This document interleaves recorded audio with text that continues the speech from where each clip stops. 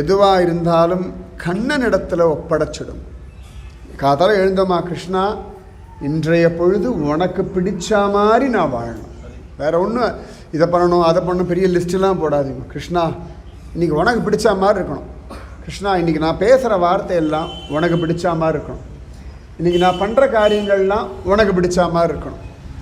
இன்றைக்கி என் நினைவுகள் எல்லாம் உனக்கு பிடிச்ச மாதிரி இருக்கணும். அப்போ என்ன ஆகுன்னா, இந்த தேவையில்லாத வார்த்தைகள் பேசிட்டு வருத்தப்படுவோம் பார்த்தீங்களா, அது மாறி போயிடும். தப்பு தப்பாக காரியங்கள் பண்ணிட்டு புலம்பின்னு இருப்போம் பார்த்தீங்களா, அது மாறி போயிடும். ஏன்னா கிருஷ்ணனோட கண்ட்ரோலில் நாம் நம்மளை கொடுத்துடுறோம். இது எப்படின்னா, டிரைவர் சீட்டில் யாராக உட்காந்துட்டு நம்ம பேசஞ்சராக உட்கார்ற கணக்கு. நம்ம பேசஞ்சராக உட்காந்தா வேடிக்கை எல்லாம் பார்க்கலாம், ஊரெல்லாம் பார்க்கலாம், ஜாலியாக கதை அடிக்கலாம், ரொம்ப போடிச்சா தூங்கிடலாம், டென்ஷனே கிடையாது. டிரைவர் சீட்டில் உட்காந்தா பெரிய பாடு, எதிர்க்க சிக்னல்லேருந்து ரோட்லேருந்து பார்க்கணும். அது